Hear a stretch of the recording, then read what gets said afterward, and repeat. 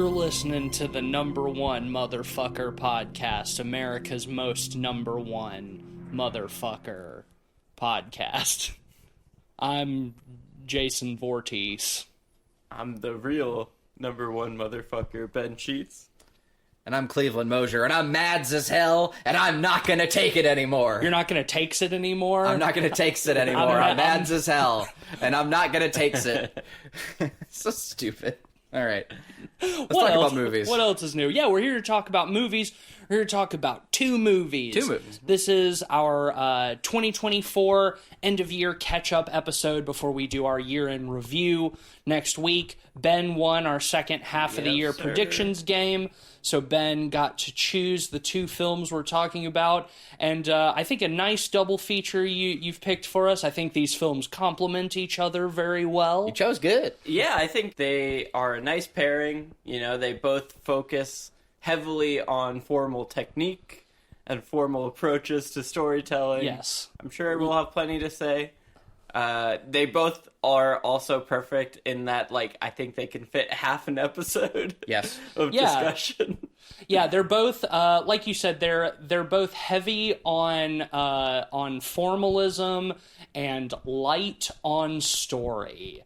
And that makes them well-suited for a two-parter episode. We are, of course, talking about two Shudder-distributed films. Another reason they make an interesting pairing. Well, last week we talked about a French-Canadian film, Red Rooms. But this week we're talking about a Canadian film and a French film separately. Yeah, splitting them up. Yeah, and thank God, because both of them together, way too much, as we saw. Way too evil, as we saw in Red Rooms. But we are, of course, going to be talking about In a Violent Nature and Mads. And I think we agreed we're going to start with In a Violent Nature. So we have two movies to discuss. So let's fucking, no further ado, let's hop in. Yeah. In a Violent Nature came out, it got a limited theatrical release in the U.S. earlier this year. I did not catch it.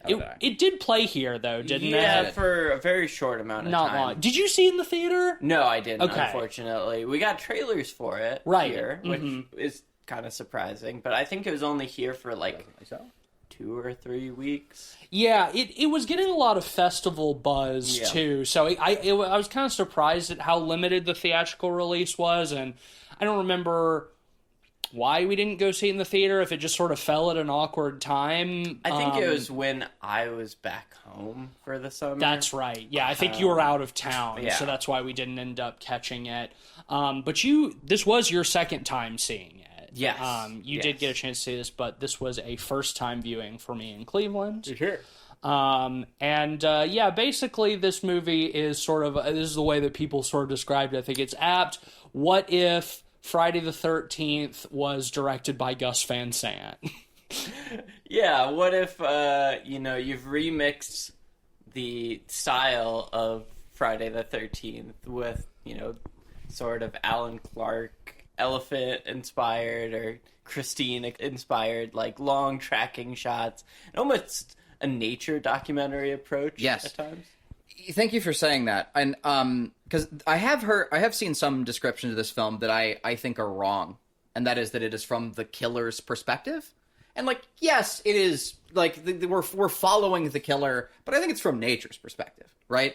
Like, the film is, like, as you say, like, it's shot as a nature documentary, essentially, and we're seeing the hawk eat the rabbit.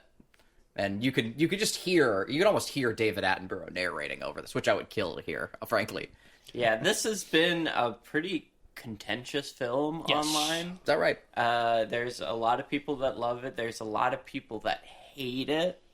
This is generally boring. What else? Oh, like, God. Forget that. Yeah. A lot of dumb people. I mean, I did not find this film boring. Well, I did not find most of this film boring. But I can see that argument for your more, like, average film goer who's not necessarily like a cinephile or a formalist or anything like that, because it is like I think the big purpose of this movie in a lot of ways is that it is kind of an anti-slasher. Yes. Like, it takes a lot of the tropes of the slasher genre, specifically Friday the 13th, and sort of subverts a lot of the formal expectations for that type of film. And, like, yeah, it's not exciting per se, but I think it's interesting, and I think it rewards your patience with some really incredible kills, some really incredible violence. Yeah, and I actually really find the cadence of this film and like the pace of it to really build the atmosphere. Yeah. I don't find it boring at all, to be honest. It reminds me of like an ambient record, right?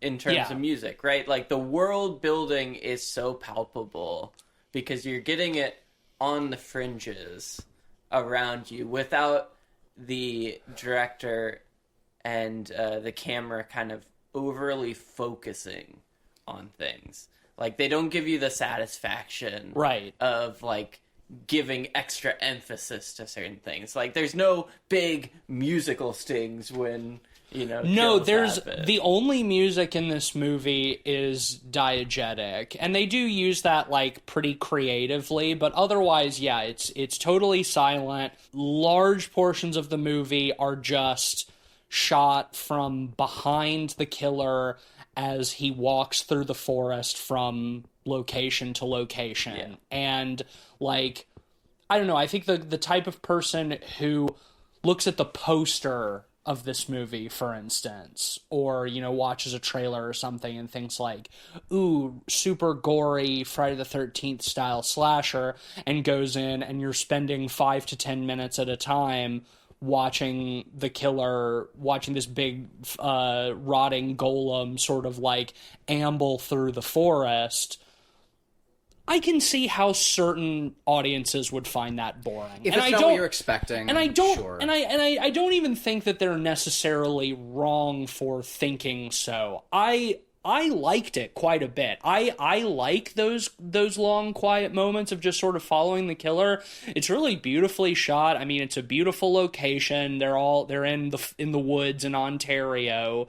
Yeah, you know, like you said, it's like a nature documentary. Like, it's like watching an animal in its natural habitat, you know, and just sort of like fly on the wall kind of thing. And it's like, and again, it rewards your patience by breaking up these long moments with like really fantastic, over-the-top, gruesome kills. Worth mentioning, the special effects are done by Steven Kostanski of Psycho Goreman and The Void fame. I did notice, I don't know if we mentioned the writer-director of this movie, Chris Nash. This is his debut. It's his debut feature. He has a short in the ABCs of Death 2, but he is a filmmaker who has been in Steven Kostanski's orbit for a while. He has bit parts in multiple of Kostanski's movies. He's like, I think I saw he's like thug number 3 in Psycho Goreman. He plays one of the monsters in The Void under all of the makeup. Yeah. So he is, you know, he is in that. He's been on set on some great movies. Yeah, and so he's yeah. and he's obviously buddies with Steven Kostanski. Yeah. Well, that's the thing about this film, right? Like, I can understand people who are not ready for something like this feeling like it's boring, but even so, I feel like they are getting their money's worth in like these great gory set pieces in there, right? Like, yeah, I think a lot of the problem is just that I can believe that a lot of people started this film with the expectation of it being a scary horror movie, and it's not. It's quite relaxing. I found it to be, anyway. Like, Yeah, it's kind of it's like an anti-slasher in that way. Yeah. It's like, instead of being tense, because you're always aware of where the killer is, you know, because you're with the killer, that removes a lot of the tension, but it does replace it with this kind of like serene quality. even for the kills, like I found myself enjoying them the same way. Like, everything just feels right. Like, to the laws of nature when a snow leopard like eats a fox, you know. And so many of those documentaries, they always sort of frame it around like, we see the snow leopard eat the fox, but also the fox at some point eats the snow leopard's young, or whatever. And there's often that sense of natural justice, and it belongs to something that has been here much longer than we have. And there's a sense of just being a part of it, and to me, again, peaceful serenity that comes with that, even in like those really gruesome kills. I think in part because so many of them come as a response to something. A favorite example is just there's some teens in the woods. We can get into the nitty gritty, but I don't think we necessarily need to. Yeah. There's some teens in the woods, and right off the bat, they're disturbing this peaceful place that we've experienced up till this point. Yeah, they steal his necklace. Yeah, a necklace gets stolen in the first shot, and he rises and starts wandering around. And then as night falls, after another series of events occur, the teens come in and they're being all loud. They're drinking beers. They're being horror movie teens, and they just won't shut the fuck up. And the one of the ones who was just jabbering the most gets killed by having a fucking hacksaw like ripped through his face, severing his head over the top. Like, the killer just literally shuts him the fuck up. And I love that. Again, it's cathartic. Yeah. And it's supposed to be in a way that, I don't know, in most films, in horror films, like that kind of gore and gruesomeness, like killing teens, like feels more, there's a bit of a guilt to like the joy that comes with it. But here it's like, yeah, this is just great. This is cathartic. I disagree there. I think especially in the Friday the 13th movies, those like that franchise, which this movie is obviously like aping to the highest degree. Oh yeah, for like more reasons. The whole thing about those movies is that like the kids getting killed is sort of a sense of cosmic justice for their transgressions, of not being somewhere they're supposed to be, of drinking and doing drugs, of having premarital sex, that they're killed because they have sinned. And I think that this movie does much in the same way that Johnny in this is basically just a stand-in for Jason. Yeah. It does the same thing. Yeah. Well, the example I love is the first kill, right? The weird redneck, the hunter, on the outskirts of the woods, and he's been placing traps, and the ranger is mad at him, and he ends up getting chased by our killer, and he gets trapped. And in of course, his own trap. he stumbles into his own trap, so that the killer is able to take his time in murdering him. It's a sort of cosmic justice. It is, and it's worth noting too that it's surrounded by trees that have all been marked for forestry. Yeah, like again, like it's a Fern Gully situation. Like they're going to tear down the forest at some point. Yeah, well, and the interesting thing about that's I think the one kill in the movie that happens off screen, where like we see him like reaching towards the guy, and then it cuts, or it does a match cut where he's back in his house and he's reaching for the necklace. The necklace. He's, Cleveland kind of breezed over it, but the thing is, like, yeah, the teens steal this necklace out of this old, like, collapsed fire tower in the woods, and in doing so, they disturb the spirit of this undead killer. He rises from the grave, and he is set on a quest to retrieve the necklace that holds his spirit or whatever. So when he goes into this redneck guy's house, he sees a golden necklace dangling off of something on the furniture, and he's sort of going to grab it when the redneck interrupts him, and he chases him out into the woods. He gets stuck in the trap. But then they do the match cut where he's reaching for the redneck's face, and we cut to him grabbing the necklace off of the furniture, super bloody hand, with the super bloody hand, and he lifts it up, and it's just a medallion that says "Number 1 motherfucker," which matches the redneck dude's hat. Has the "Number 1 motherfucker" hat. That I thought is a very funny sight gag. The idea that this dude not only has a hat that says "Number 1 motherfucker," but that he's also got a golden necklace that says it it's too. Very good. Well, I mean, this whole movie feels like an exercise in tension and release, right? Like, you're playing on audience expectations of, like, waiting for something to happen and then something happening. And audiences' expectations based off of, 50 years of a very specific type of subgenre of horror. Yeah. And this movie is constantly taking those largely formal tropes and kind of subverting them. Yeah, I mean, it's the same sort of story that you would see in Right. like a Friday the 13th 3 or 4 or like My Bloody Valentine, but Yes. you know, just the formal approach is different, which is so interesting because like it's such a different film because of that. Yeah.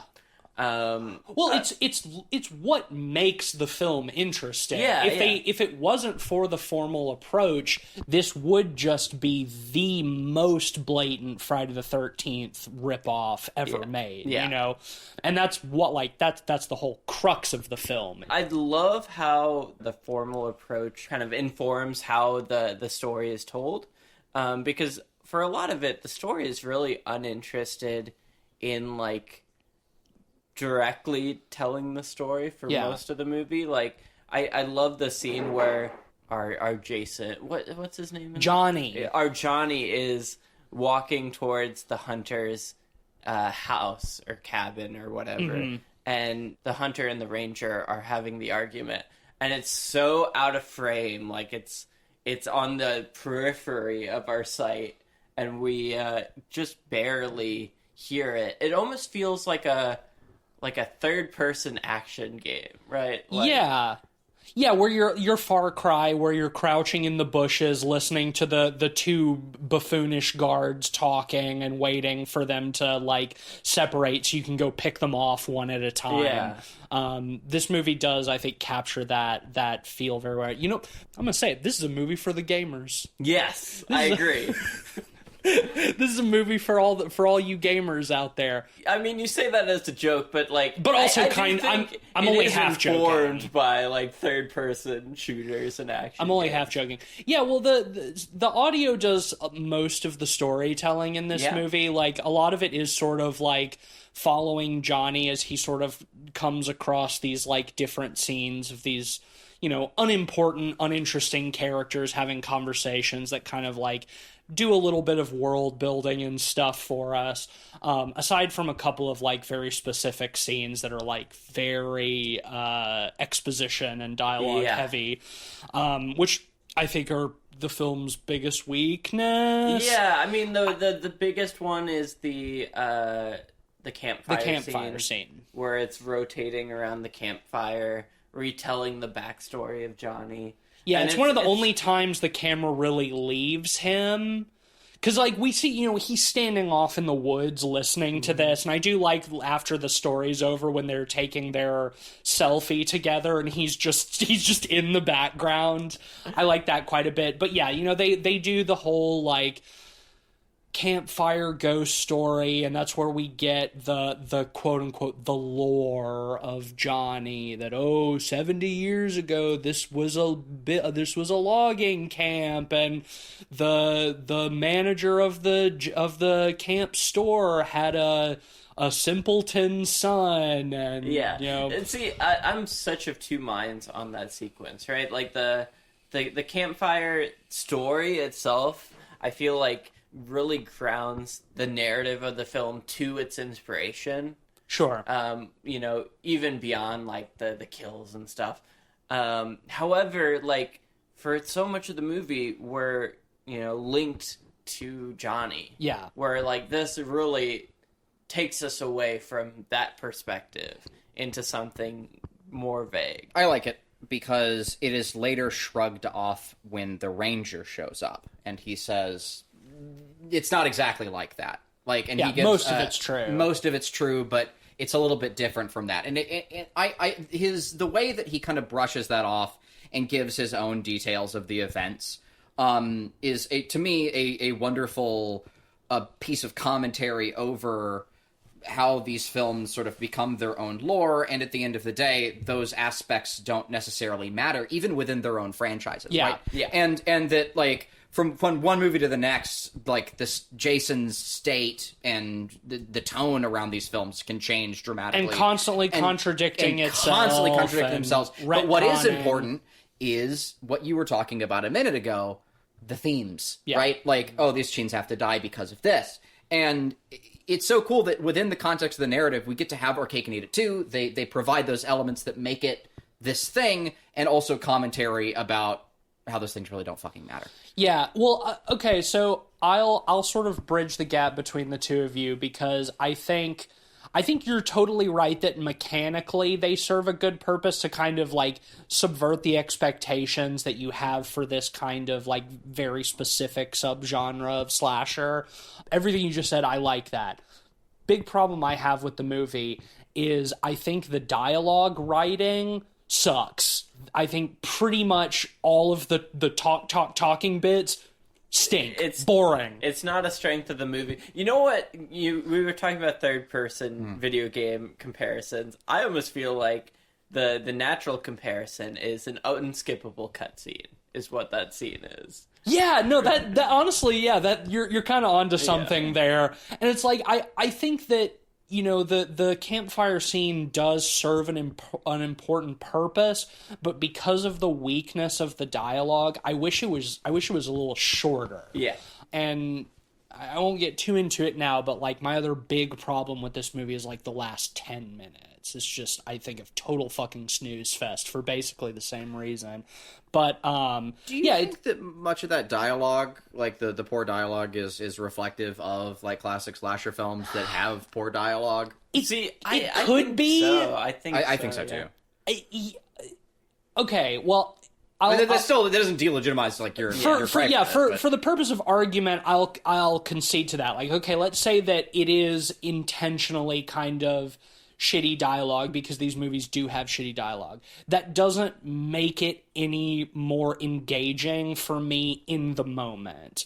Like, I can say like, oh yeah, this sounds like the shitty dialogue that you would hear from Friday the 13th Part 6 or whatever. Yeah. But being sat into that for 5 fucking minutes or longer at a time, it's just like, please get me out of it. Like, get me back to the serenity of Big Johnny wandering through the woods, you know? Yeah, again, well, the movie's shot so beautifully. Like, I want that. You resented the dialogue just because you weren't in the nature documentary stuff. Yeah, well, the dialogue's boring. It's not interesting. Well, like, I think another problem with it is like it maintains like a similar formal approach to everything else in the movie, and because it doesn't overemphasize stuff, like the weaknesses that are inherent to the kind of material really shows itself. Well, yeah, it's the biggest, it's like the most obvious of the film's artifice. Like the like natural aspect of just camera behind this dude's back, just walking through the forest, and it's sunny and it's beautiful, and you know the birds are singing and all of this shit. It's like, this is like, it's a film, but it does sort of like lull you into that feeling of like taking a stroll through the woods on a beautiful day. And then you get to these couple of instances of these extremely dialogue heavy scenes, and the dialogue is not very good and it doesn't sound naturalistic, and all of a sudden you feel like you're back in a film, you know, which is, you know, I think that helping me sort of like take me out of the feeling of watching a movie is kind of what I like about a lot of this movie, you know? Yeah, I've heard, you know, critiques online being made almost in the opposite direction of the boring argument, that, like, some of the problems of this film are caving to reduce some of the boredom. And what I mean by that is where they could have easily stuck behind Johnny for the fire conversation, that would have been boring, right? Hearing it all, because he would have just been standing there for like 5 minutes. Yeah, or like even like in his walking sequences, at times they jump cut, you know, to cut out some of the fluff of it. Yeah, and some of that I agree with. I also do think that like a lot of times that they jump cut is to show the passage of time, right? Yeah. Like time of day. Like there are a couple times where it jump cuts between like day and night. Yeah. You know, and it's like, I get wanting to like stay in that longer, but if you're trying to show the passage of hours, then like we're not gonna fucking sit through it for hours. It's not a Bela Tarr movie, you know? Yeah. Like, well, so some of the that is by film necessity. is over like really like a day two and a two half. days, Yeah. 2 days, I think, basically. I do, I hadn't really considered it, but I do think there is some credence to that argument with, like, during the campfire scene, like, us not staying with Johnny. I do think that they're annoying, right? Because they're annoying to Johnny as well, Yeah. right? They're these shitty teens who have showed up and disturbed the nature. but also there is a necessity to that, like, maybe a little bit of spoiler, but, like, towards the end of the movie, there is at last a perspective shift where we stop following Johnny and we start following our final girl, right? And the campfire scene feels like a way to, like, set that character up a little bit so it's not so jarring when we switch to following her later in the movie. I don't necessarily overly agree with give that, her but emphasis over any of the other characters in the campfire. Right. Again, like, it's rotating constantly around the whole circle. Oh yeah, I think that's And I don't kinda have a fitting problem to with it. that, Yeah, like a like- final girl, like she's she isn't given like front and center for most of the film. yeah, It that she sort of doesn't emerges. necessarily set herself as the protagonist right away. But she still has texture. Yeah, but like, yeah, I don't know. I don't feel like by the end of the movie she really has too much texture because, shit, like, need to. well, yeah, and also because, like, aside from this scene, like, the rest of the movie, until we switch to her perspective, is still basically following Johnny. So we never really get a sense of who she is as a character either way. And I don't think the film was really interested. No, we don't No. need that. in that. Yeah, she's the right? final girl. Like, I think they remixed that element in an interesting way at the end, but let's save that for now. Yeah, any other points want to hit before that? The next thing I want to talk about is Johnny's outfit, right? Like, Oh, it's the sick. Oh, yeah. classic Sick. fire outfit. Yeah, because it's Parkland, assumedly. Yeah, and it's a nature preserve. bunch of old It's a fire national park, towers, yeah. around there. A bunch of old fire towers, and much of the lore is centered around that as well. And yeah, at one point after Johnny kills our first guy, as I mentioned, he lops off the first half of his head. He just drags the body to the ranger facility. It's It's so so sick. good. And again, just like long, slow shots of him carrying the body. We don't know where he's going or what And he's half doing. of the head. He's carrying the Yeah. top half of the head in the other hand. The And then strange has killer the approaches the headphones. building. What, Yeah. what could he be thinking? Like just the whole time I'm hearing a David Attenborough. It's so good. And then he hooks the head in through the glass pane and then opens the door. It lands perfectly. And it lands perfectly in the beam of light. We were talking about that, like, and it seems like probably they were able to sneak a cut in if it didn't. Yeah, I think there's a hidden cut in there because we see his shadow, and when he breaks the window, and then the shadow kind of pulls back for a second, and then moves forward, and then they throw the head into frame. Because initially we were like, "Whoa, how did they do that on the first try?" Because there's a glass breaking in the same shot. They would have had to reset the glass every time. But no, I think it's something that they could in there. composite. Even still, I wonder how many times. Correct. It is also something they could composite. But I mean, it looks so good. It's good filmmaking. Like Yeah. it's again, like the film's technically very very good. Yeah, I mean, God, the gory stuff is, I feel like, where the movie shines the most. Absolutely. So he gets into the building and he breaks the glass and he pulls the old fire suit off the wall Well, and he he- puts on the helmet. Breaks it open by throwing the body at it. Oh, Yeah, that's he right. throws the dude's face. in the body. You're right. Yeah. Yeah, the ranger station has this old this Very good. display of like it says it's called like firefighting amongst the pines or something. It's got this old fashioned like woodland firefighter's hood that he puts on that becomes his hockey mask. It's like a land essentially. diving suit. Yeah, it's So cool. Like it's just old leather with the big goggles. Much Yeah. like Jason, it's a very iconic look. It's very iconic. It does evoke My Bloody Valentine too a little bit with Yes. like the gas mask, the big. It's got the big goggle eyes. And yeah, he gets a chain. He grabs a few different weapons. One of the things I love, circling back when he kills that first guy, where they subvert the expectation a little bit, is when he like walks up to the shed and you've got all these implements of like old, rusty tools and like hanging very prominently front and center is an axe. So it's like they have it framed where it's like, of course, the killer's going to grab the axe, but he stretches a hand out and he grabs the old saw, like the old double handled saw that's next to the axe to subvert that expectation. I thought that was cool. It's a fun play on expectation. And one of the other things I love about that kill is like the dude is listening to a cassette tape. Yeah, like an old Walkman while he's going out, and when he's killed, the cassette tape is still going, but it like warbles and warps.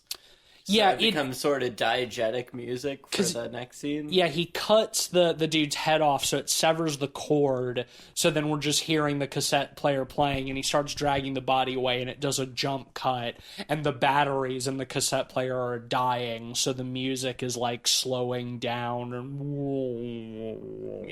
into that scene. It adds a ton of atmosphere. Yeah, the sound design of this movie is great. Yeah, again, like it's all the nature. Yeah, and most of the like story, quote unquote, is done through that. Because even the opening shot is just like a static shot, like out the window of this old busted like fire tower. We're hearing the guys like talking in the background. It's like, oh, this is gold. I'm gonna take this with me or whatever. Before the camera like finally pans over and we see the locket or the necklace or whatever. The young, or not young, but the Ranger. The Ranger, yeah. That's another... His death is the only other thing I wanted to touch on before we get to the end, personally. Yoga kill. The yoga kill, kill, that's... Well, yoga kill, amazing. I don't, I guess also Ranger kill, amazing. I don't, like... The yoga kill is probably my favorite kill of the year. Yeah, it's a great choice. Honestly. Yeah, that wide shot at the end is so sick. Yeah. Well, it's funny because... let's talk about the yoga kill really quick here. Yeah. Right before it, we get a kill where the camera really gives no emphasis. I love how this is shot. One of the girls is swimming in the lake, and it's shot from on the other side of the lake, and we see Johnny walk into the lake and go underwater. And very far in the distance, you see the girl swim. And the camera doesn't cut. Right? Like, it really stays far away. And it doesn't overly emphasize her getting killed. She just gets pulled down. I think at a certain point, they cut to the other side of the lake. A little bit closer, A little bit closer, but they never overly emphasize it. No, again. and she pops up, like, once or twice before she gets pulled under. Yeah, there's no music then, sting. Yep. You know, we just see her get pulled under. She screams once, but that's about all you get. And then eventually her body floats to the surface, and then he walks out on the other side of the dock. And what I love about that is it's such a juxtaposition between that and the following scene we get. Right. Which is the yoga scene where one of the girls is doing yoga, expecting the other girl to come for her. And turns out to be Johnny. Right. He, like, comes up behind her and stabs his hook. He's got a big hook on a chain, and he stabs it, like, through her stomach, reaches up, hooks the hook into the top of her head, and then pulls the chain so it pulls her own head down and through the hole in her stomach out her back. Yeah. Just twists her up into... But it is... yoga. Yeah, because she's flexible. But they show so much of it. They show it in such like excruciating detail of like her neck like snapping as he pulls it down and like having to sort of like jerk to get like her head to fit through the hole in her guts. Yeah. And it is holy shit. It's fucking spectacular. And it's all practical. Yeah.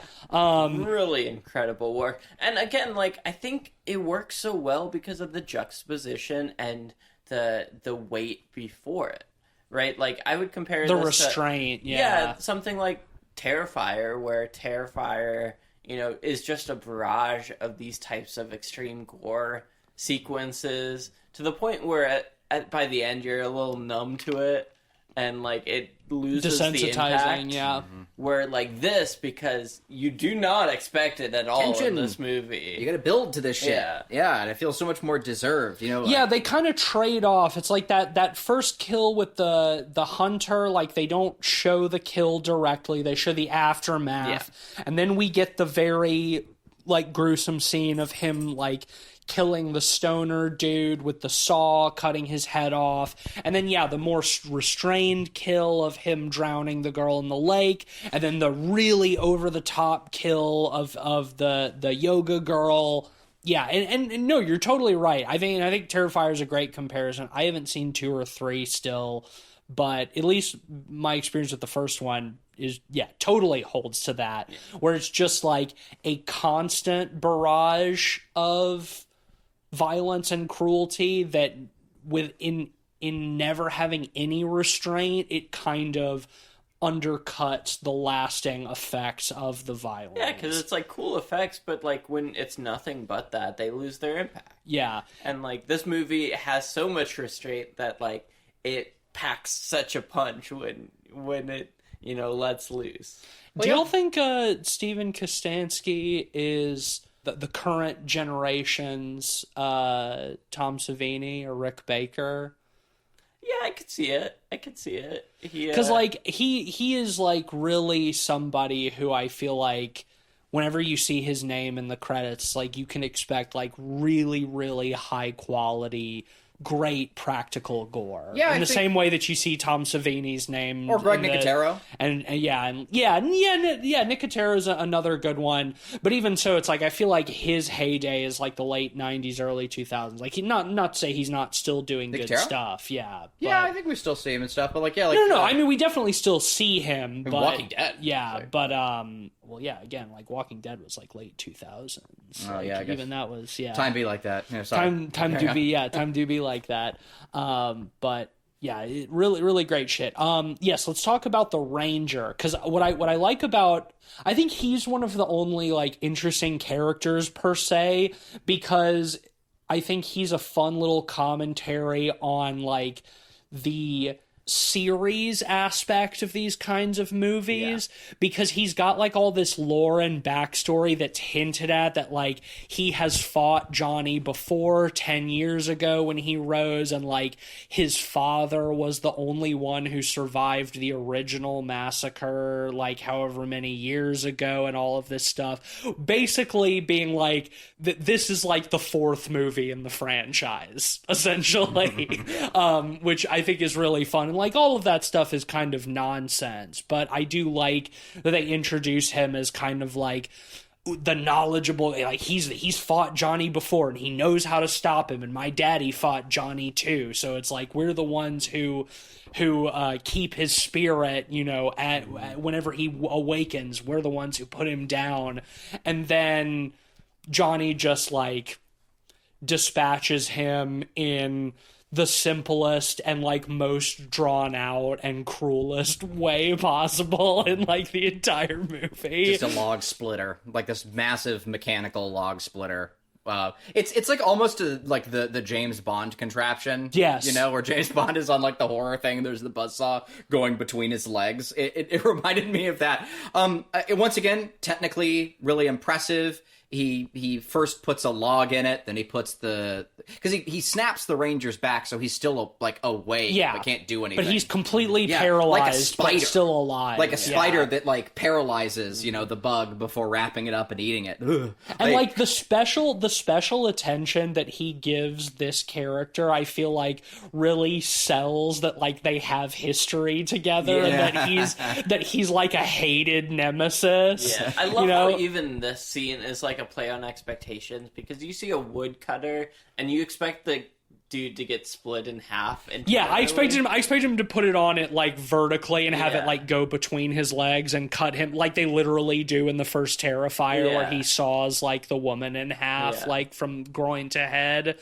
But instead, like you said, he puts a log first and we see it. It's very slow and it splits the log, and then he just kind of like puts one of his arms up there. See what happens. And just, chops his arm off. And the dude's like totally paralyzed, so he can't even scream. He's just like you can kind of see like the guy's like real arm like under his shirt, but it's like really well done. Yeah. Like, and the sequencing of it, like forgive, I've only seen it the once and it was a few days ago, but like so much of it is done in the one shot. Yeah. Too, like where Johnny walks in front of the camera a couple in of between times when to in break it up, between yeah.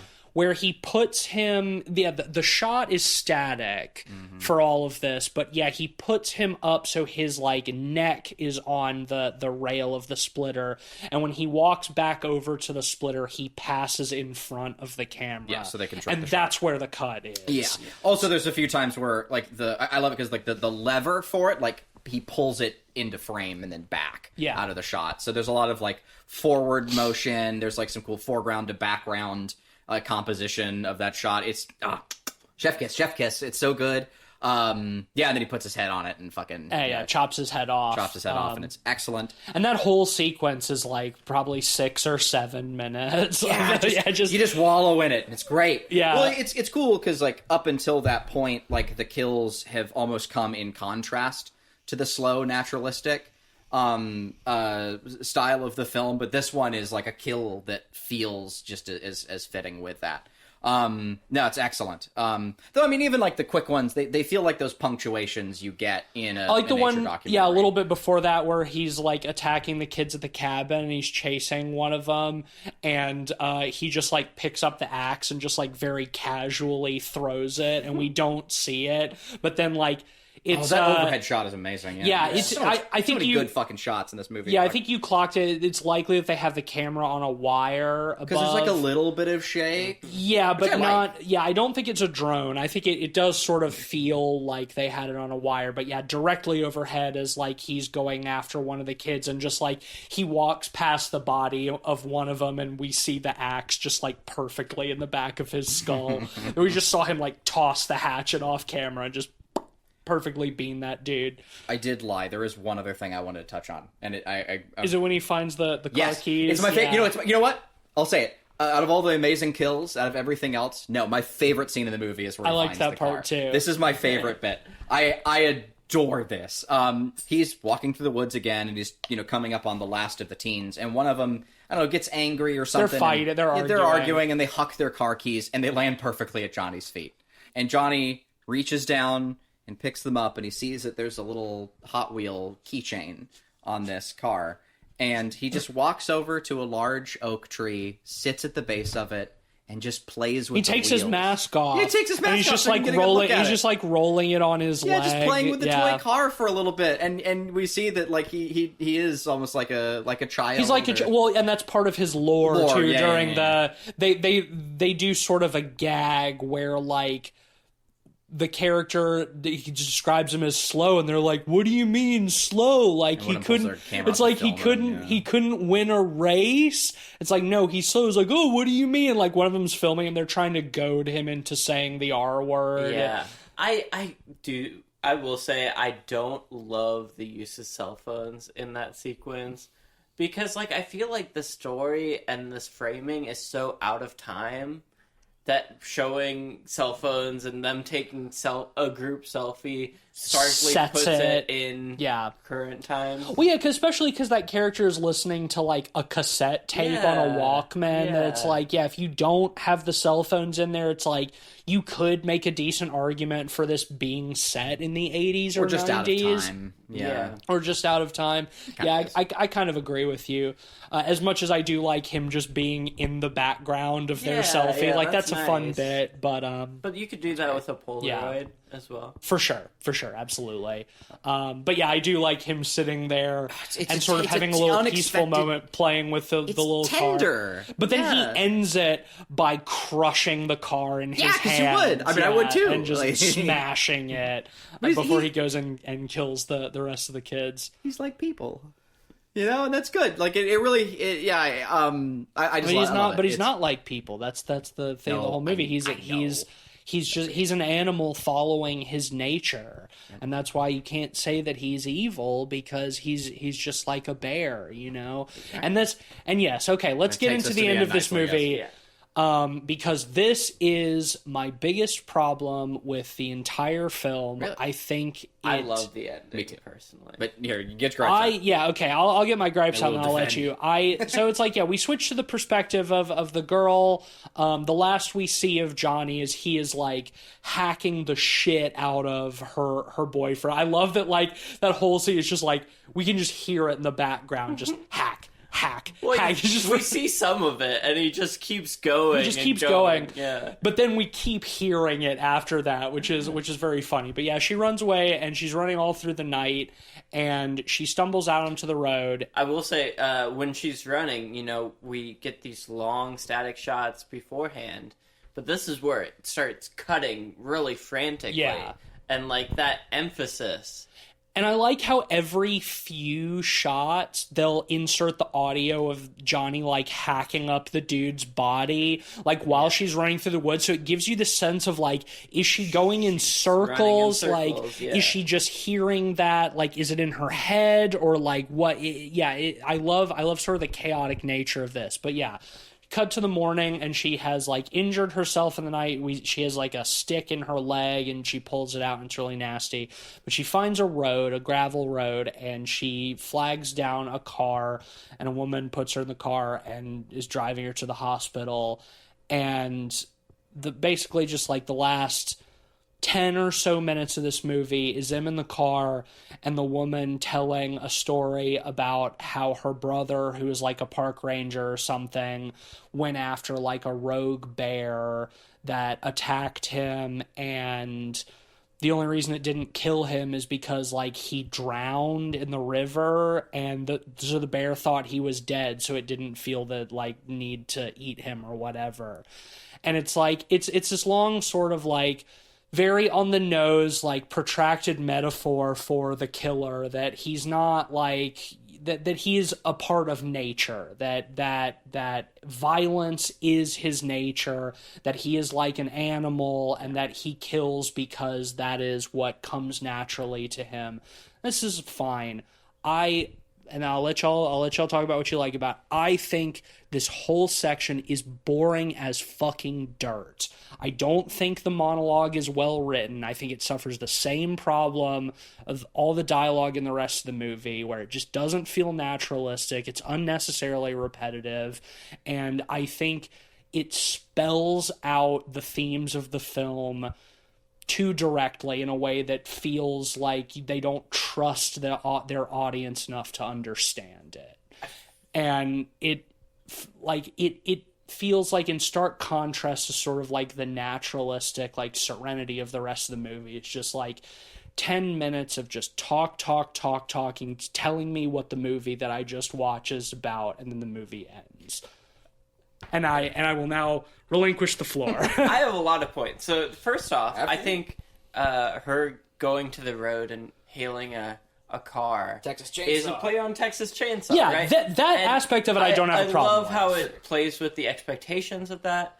I will say the woman who picks her up, who tells the story, is one of the primary actors in the Friday the 13th sequels. Part 2, primarily. Yeah. Oh, really? So there's Okay. a metatextual element. That's there. interesting. Yeah. That's a fun one of the layer of it. Final girls telling the story of this has more meaning because it's like she's telling her perspective of Jason, right? Sure. To this And, girl. okay, like that is an interesting aspect. I have seen very few of the Friday the 13th movies. Not having that context makes it That's totally essentially fair. And meaningless. I don't think you would recognize her in her old age now.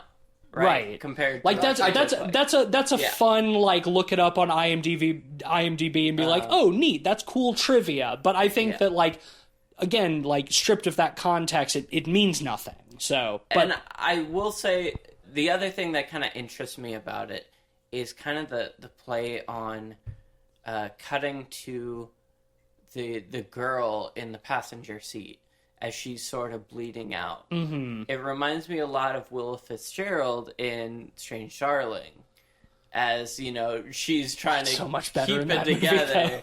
It's done so much better. But it's incessantly going on as she's losing consciousness, essentially. Right. And I do think all of those elements put together make it a little more interesting to me than just to me it's the tension the story alone. of that, where like she's bleeding out and the driver is telling this story to try and keep her awake, because like, you know, like generally when you have someone who's, you know, been traumatized or concussed or whatever, you need to keep them conscious. You got to keep them alive. And keep them going. And so she's telling the story with that added tension of this girl bleeding out, you know, in the car next to her. And for me, like that was enough. But yeah, see, the problem is that she's not keeping me awake. Like, at no other point in the movie did I have such a strong urge to reach for my phone. Yeah. And it's like, I don't think you're wrong. Like, I understand the formal necessity of it. Like, yeah, she's trying to keep her awake. She's trying to keep her from falling asleep and potentially dying. I like that they end it with, like, she pulls over so she can, like, try to stop the bleeding some. And you think, like, oh, it's going to end with Johnny coming out of the woods and killing her, because that's how these slasher movies end. And it's like, the killer triumphs in the end. But, and I love that it doesn't do that. Like, I like it just ends with her sort of, like, looking into the woods, like, wondering, like, you know, he's still out there. But just like the fire scene, like, I don't have a problem with it conceptually, but the dialogue, it's just so badly written. It's so boring. Like, cut it down. It can be 5 minutes instead of 10 minutes. You know, like, her story about her brother and the bear is just so rambling. It just goes on and on and on. It does. I like the story, though. I like the idea that this bear is just killing to kill. Yeah, like it's in its nature, and like it does spell out the narrative. But I do like the metaphor. It just spells out the movie that we've just watched. Like you don't trust us to get that. It spells out the movie we just watched with a metaphor I enjoyed. Yeah, and again, the metatextual element adds some. Sure, that adds something to it, but again, like it still doesn't have to be as long as it is. That's fair. You can still tell the same story and get the same point across, and still have the metatextual element of the actress and all of that stuff in half of the screen time that they're giving it. And maybe if it was shorter, it would be more palatable for me. It's the only part of the movie where I was legitimately bored. And I do think the rest of the movie is very interesting and enjoyable and meditative and so on and so forth. I do want to touch on that very end a little bit more. I think it's worth touching on some. And that is, you know, as the car stops, she realizes, like the driver realizes, oh, you know, you're losing too much blood. I've got to wrap this up.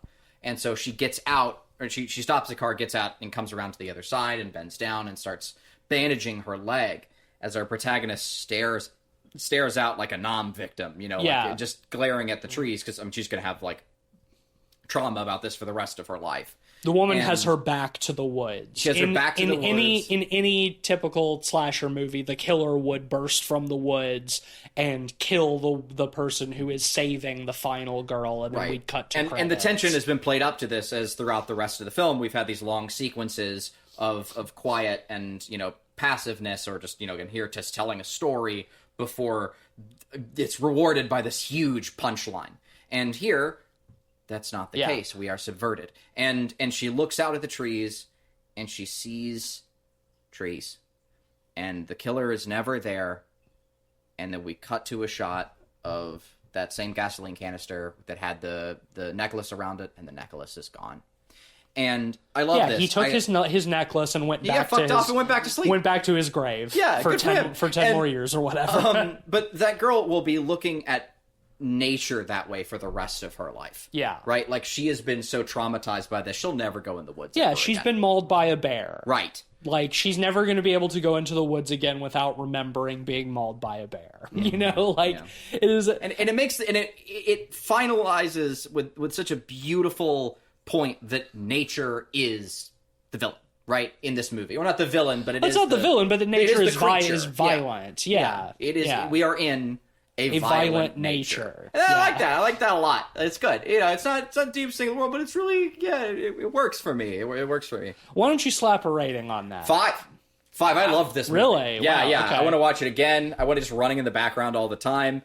I was thinking about a 4.5, but I really think with like just honestly, after talking through it, like, yeah, no, I don't think I have any complaints. I think it's it's a great movie. Ben? This is a strong 4 out of 5 to me. I think Johnny is iconic. I love the kills in this movie, and I love the formal approach.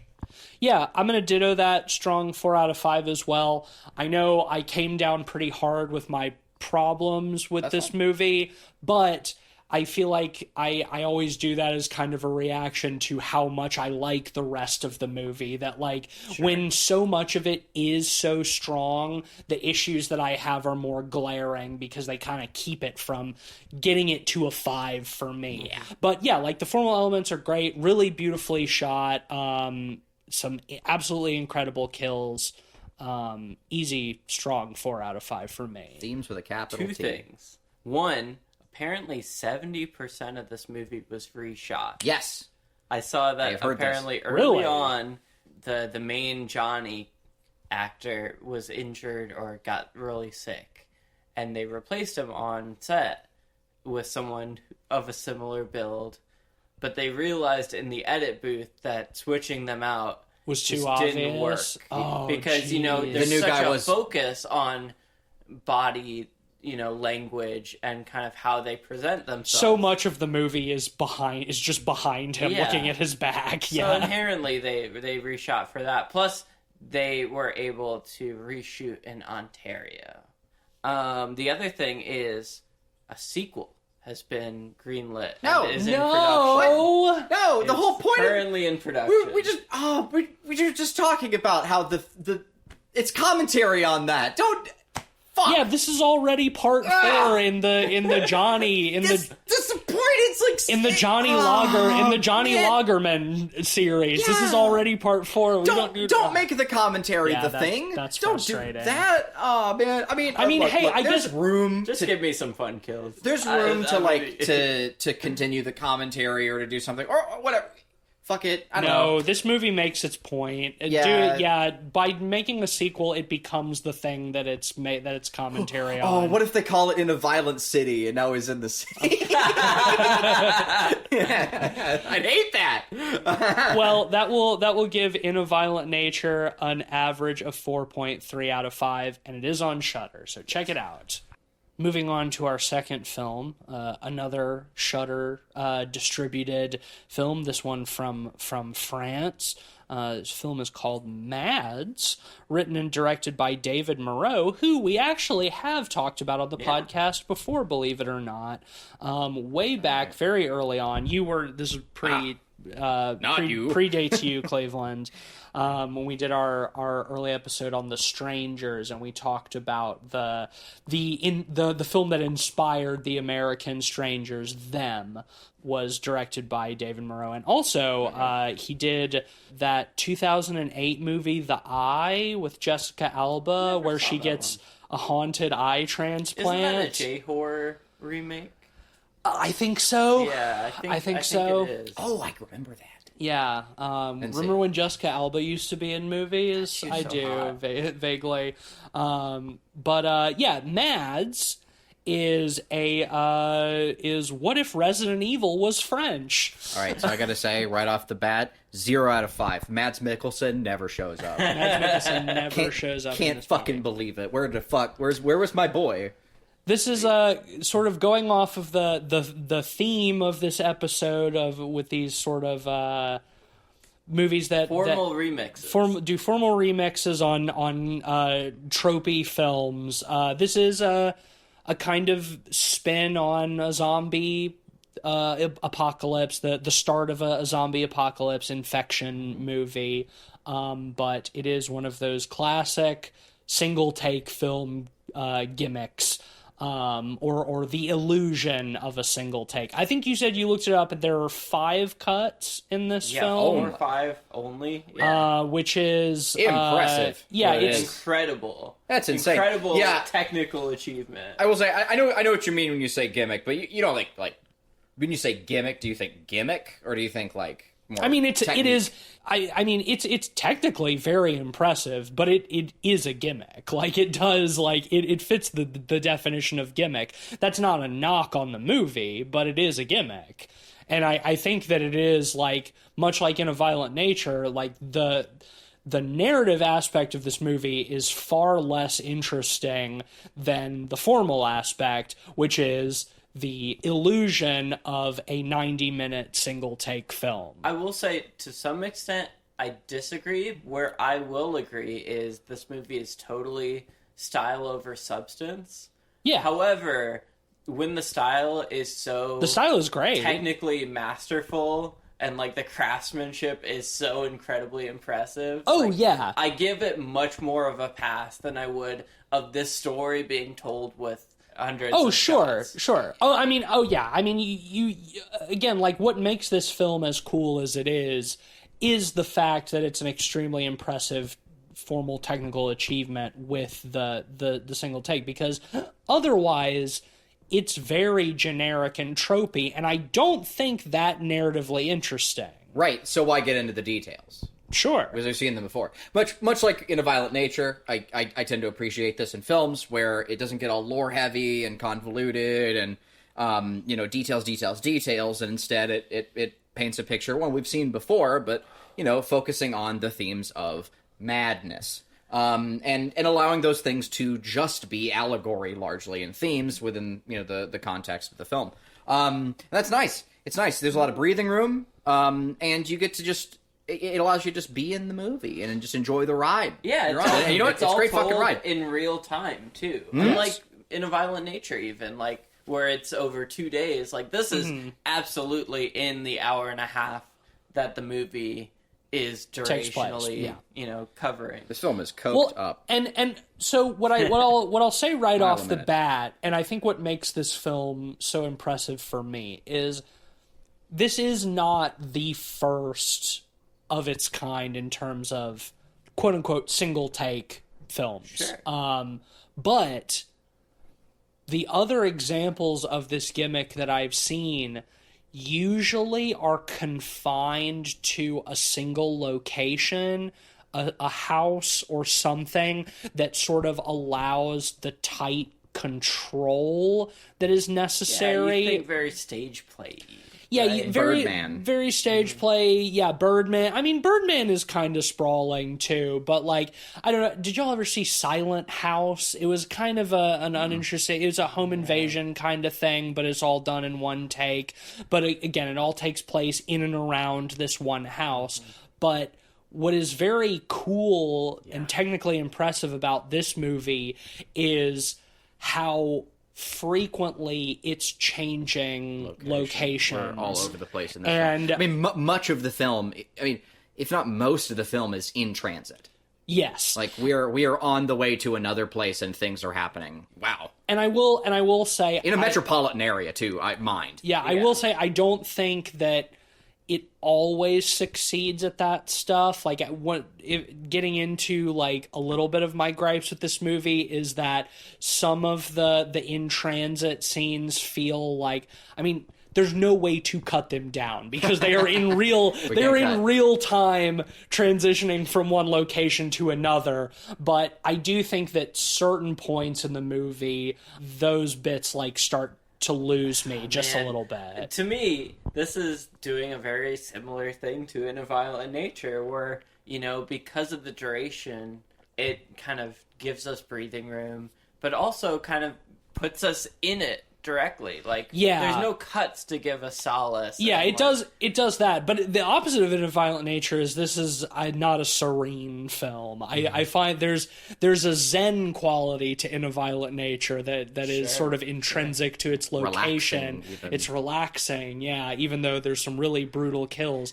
Where this is like, this is fucking coked up. Like the film starts with like our first protagonist buying drugs for ahead of a night of partying, and he's snorting shit, and like it's setting the tone for the rest of the film. This is a high anxiety film. I love how the opening shot is like this painting of someone screaming that rotating and zooming out on. Yeah, sort of the opening credits, like hyper close up while the credits, and then you pull out of the screaming mouth, and then like, he's railing lines, and before it pulls out too, like it's just just almost microscopic, like it's like a bokeh effect. And as it pulls out, it's like the rotating mouth. I was like, is that a JPEG? What are they doing? This looks kind of cheap. And there's like, oh no, it's a painting on a wall. It's nice. I like this. Well, But it is a JPEG. It's a bokeh- blown up JPEG. Yeah, I love the bokeh thing a because cool one, it though. really plays into the idea of like blood, disease. and It's a disease. virus. It's Yeah, a zombie yeah. virus. Well, I mean, like, yeah, how many, like, films from the 2000s started with those cell divide openings, you know? I kind of miss those. Let's bring those back. Me too. Yeah. Yeah, they're cute. Not really, that's fine. There were a million of them. But yeah, it's that, but tasteful. And then, yes, as you said, it pulls out, and then he's we are buying- introduced to our shitlord rich Yeah. kid protagonist. Our first protagonist. This movie does a similar thing to the first half of that movie, The Hunt, that we covered for the podcast. Yeah. Where Spoilers they for The jump Hunt. protagonist to protagonist. Big fan. It's like a trope that I love, that I don't think is used enough because it keeps you on your toes. Yeah. It's hard to pull off because, like, you know, you want to have your audience become attached to a character and I kind think of to this guide you movie through the pulls film. it off And really well. I agree. And Yeah, but then, 'cause and I- again, like, to even say, like, how impressive of a feat that is, because I do think Yeah. it's hard to do that. I think it's why most movies don't. I think this film pulls it off so well because all of our protagonists fucking suck. And I hate them. And you want them, And I hate them, and I'm ready to move on. I will say, I'm ready to move on to the next one. In that case, I think what I really appreciate about that, and I think you agree, but like, is that they are very clearly written to suck. Yes. And the actors playing them do an amazing job of sucking. Yeah. And I think that helps a lot. I could have phrased that differently. Yeah, they're but- rich kid. They're Yeah. rich kid party kids. Like our All of first them. protagonist, Roman, is out like in his dad's Mustang, and his dad's away on business, and you know he's fucking partying, and he's worrying about ashing his cigarette on the seat, and like his dad's gonna see like the burn marks and shit. I love how that's followed by our first sort of zombie. Yeah, the character. inciting incident. Yeah, he pulls over because he's afraid that he's burned the leather seats of his dad's like classic Mustang, and as he's like trying to swat the embers out of the seat, like he's pulled over on the side of the road, and like somebody runs up to his car, and like this young woman in like a hospital gown, and like her head is all bandaged up and she's bloody and stuff, like hops in his car and she's crying and I not love making her any reveal sense. too, because like when he pulls up the car, he just pulls the car over on the side of the road, and we're focused on the cigarette, and too, like when he drops the cigarette, we get this wonderful, like, again, we're tracking like a car behind him, and we get this amazing like shot of like the sparks flying up and into the camera from like way out. Obviously, they faked it. Yeah, I was but- gonna say that's probably added in post. But it looks great. Yeah, it looks good. So, like, yeah, no qualms here. Movies are fake. But then, anyway. What? What? We've been doing this for fucking 7 years. Movies aren't real, guys. Yeah. What? And why is France like that? Oh, well, that's real. Okay.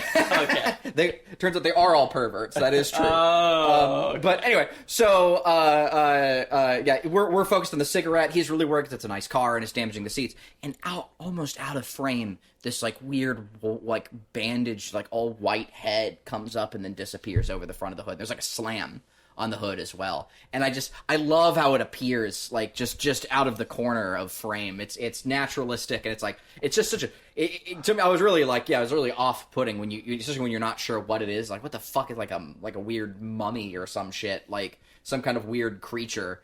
And then we see the bottom of the bandage head, and it's a woman, and she gets into the car. I really like the bandaging too. It's kind of a darker like color, and there's bits of it frayed at the edges, like of white fray like coming up over her face. It looks really good. It almost looks like one of those like flapper hats from the 1920s. I'm Yeah. all right. Anyway, I like her design. So, but she can't speak. Yeah. her tongue is cut out. Well, I love how they tell us this, Yeah. right? Like, as at first she's just kind of pulling at the keys, like start the car, trying to get him to start the car. He calls, whatever. But then she pulls out this fucked up device and she just starts playing. Zoom. It's not a fucked up device, it's a Zoom recorder. It's just it's probably the same model that Ben has. It is literally. I think you have the exact same Zoom recorder. I thought it was like a sci-fi device. Nope, it's a Zoom recorder. It's a Zoom recorder? Yeah. Okay, I didn't know. Yeah, I thought it was like a weird science fiction Nope. thing. Just Okay, an Zoom audio recorder. Well, they certainly picked the most sci-fi ass looking one they could, and I like that. Anyway, Well, anybody who's ever recorded audio on set for a film will recognize it immediately as a Sure. Zoom recorder. yeah. Well, But yeah, so she starts haven't. playing it, and it's like a doctor or something like patient 47. patient, whatever. infected with the retrovirus, contaminated blood, removed her teeth and tongue, and Yeah, and then he says that, yeah. and it's sick. That wonderful way to kind of set Yeah. up that she has no tongue. So that's why she can't I will communicate. say, while it's a little more direct than In a Violent Nature, similar to In a Violent Nature, it's also very ambient world building. Yeah. Right? Like, one of the things I love so much about this film is because we stick so closely to our protagonists as they move around in the world, a lot of the world building is on the outer edges of the frame, right? Yeah. Like, This movie is much less interested in expositing than In a Violent Nature is. Like the couple of times where we're like listening to the recording on the Zoom, like that's probably like the biggest direct instances of it, aside from like some stuff at the very end. But yeah, like otherwise it's much more naturalistic. I think the dialogue and all of that stuff is much better. It feels much more natural. I wouldn't be surprised if it's largely improvised with, sort of like directional goals, like this is what you're trying to say in this scene, and say it in your own words. yeah. Because I mean, like the camera work, because it's all supposed to be simulating one take, it's a very sort of like cinema verite like style of shooting where it's very naturalistic. A lot of times stuff is out of focus or Very like handheld, very kinetic. Like it's not nearly as considered as like In a Violent Nature. But I will say, on the flip side, like what I find so impressive about the cinematography of this film is they have so many like well considered, well framed shots that they string together, which in terms of like a movie with they hit some technical specific marks a few consideration times. Yeah. is like really impressive in terms of like how you plan around certain points. I mean, I think a lot of that is probably just having a good cinematographer with a good eye behind the camera, and I think that you can sort of naturally hit a lot of that. So like I'm sure certain things like they were hitting specific marks to frame things specific ways, but I think a lot of that can also occur naturally, just like with somebody who has a good but there's eye. a lot of elements where there's bespoke lighting. Sure. Well, no, I mean that's a different story. Like the movie is very well lit. And that's another thing that's technically impressive as well, because like obviously they do hide a few cuts here, but so much of like how much the movie is moving from scene to scene and location to location is like in preparation for that they would have had to light all of that stuff ahead of time, and you have to be making those considerations with your camera and your exposure levels and stuff like as you're moving through environments and like going out onto the street and like all of that stuff. And I mean it's technically extremely impressive. Yeah. And considering how much, so much of planning has to go into a that. thematic element light in this film is. Yeah. Like and like the movie starts kind of like at dusk, right? Mm-hmm. So it's like it's one of those things where it's like you're losing light, so you really only have like one take per day. That early stuff with him like leaving his drug dealer's place and getting in the car and finding the zombie woman or whatever and like heading back to his house. It's all golden. Yeah, it's past golden hour and it's cloudy, so it's not, it doesn't have that quality, but it is the same thing where it's like you're losing the light. You're actively losing the light, so it's like you fuck something up, gotta wait and reshoot tomorrow, and like that is, I do wonder with these types of movies, like how much rehearsal do they do? How many takes do they do? I bet they did it like all how day. many... I bet it was like the process was like rehearse all day, and then hit it. Yeah, in the 6 evening. PM, You would have to. We roll. Yeah, you would have to. Which is a cool way to do it, but Jesus, that's got to be. But yeah, again, just an like onslaught. I've seen a handful of like single take style movies like this. One of my favorite examples is Victoria, which is a much longer film than this. It's like 2 hours 20. But one thing it does a little differently is the scope is a little more limited, like we were talking about before. Like the amount of extra wrangling in this film just adds to the impressiveness. Oh yeah, to me. the party, the party scene. You get party a scenes are hard bar already. full of people. The party scene is I think the biggest example of that, of just like having so many fucking extras. Yeah. And I think that for this type of movie, that's probably one of those things where it's like you just get a bunch of people in there and you're like, okay, just party for a while. We're gonna be around shooting. But I'm sure they do that. They have to do that thing where there's no actual music on set because you can't, like, it fucks up your audio. Yeah, recording. there's people just in the wings, like hiding in closets with walkie-talkies and shit like that. Like there's got to be like fully communicated all the way down the chain. And something that I was trying to determine in this movie, and it's really impossible on this watch because I this is my second time seeing it as well. But you really can't tell. But I'm wondering how many people are actually behind the camera over the course of this movie, if they have it split up into units with like a specific camera person that they're handing the camera off to when they like a unit preparing the next scene, and then they transfer the camera to that next unit and like move on. That is worth mentioning that it isn't over the shoulder. It is a steady cam, so it does have the fluidity to it. Yeah, but even so, you have like tracking where you're following like vehicles. Yeah. And like you get inside vehicles even at points. Like I don't know technically how they did it. Like I don't think it's a steady cam. It's mind-blowing. They had a shoulder mounted rig, I think, is what I would guess, is like one of those basic shoulder mounts. Yeah.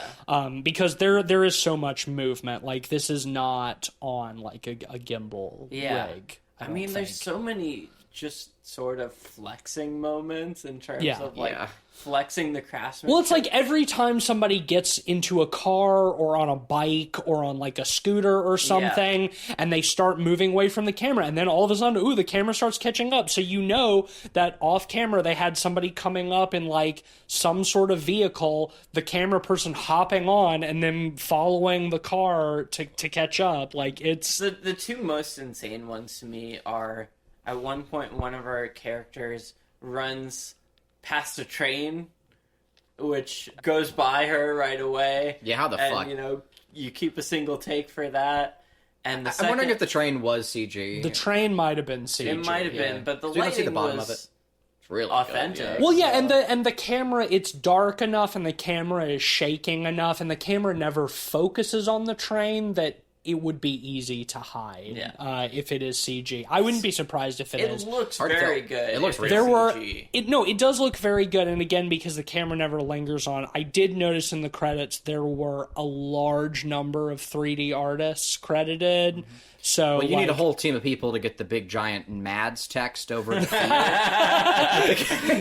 That was it. That's all they did. Yeah, there's all of them. Yeah. The second moment that I found so incredibly impressive is there's a moment late in the movie where two of the main characters are on a bike and they get on, and it's a pretty steady shot, watching them drive along on a moped, and then the camera pans down at one point and we see the wheels on the ground, and it kind of blew my mind because with the steadiest shot like this where they're on a moped driving along, I would expect it to be like on a trailer, just hitched. And Yeah, it's not a trailer, but it is still framed in such a way that they could be they're probably towing it. Like, you're not wrong, like, the wheels are on the ground, and, like, the fact that the camera pans down to show that, like, is nice, but I wouldn't be surprised if they have it hooked up to something that is... Yeah, that they've got suppose. they've probably got it in neutral and they're towing it. Yeah. And they just have the actress But still, steering. you're maneuvering into that in real time. Yeah. Oh, I mean, Like- that's not to diminish like how technically just trying to impressive understand how they did it. Yeah, it's just like, yeah, exactly. Like trying to figure out, it's like, okay, logistically, how do you do this stuff? Yeah. Yeah. And again, Sequence, like, fuck me. in a movie where it's so formally front and center like this, the story is very secondary. Yes. There's a couple things that are interesting to me that I wanted to point out that I think elevated a little bit. I think the switching protagonists is very this. interesting. Like, I don't think enough movies do that, and I think, again, it keeps us on our toes. B, having the kind of sort of madness, the sadness style zombie outbreak, where, Yeah. like, they have human elements, but they are truly just going mad. And, like, Well, it's Cross. It's it's the sadness. yeah, like it's I sad. said, yeah. That's right. I couldn't remember the. Yeah. Thank you. Yeah, sorry. Remixing it into this one take kind of Mm-hmm. durational work makes it more interesting than just a flat repackaging. Yeah. No, I like the framing of all of that stuff. True. I do think that, like, I like that it jumps between protagonists. I think that my interest in these protagonists is not created equally.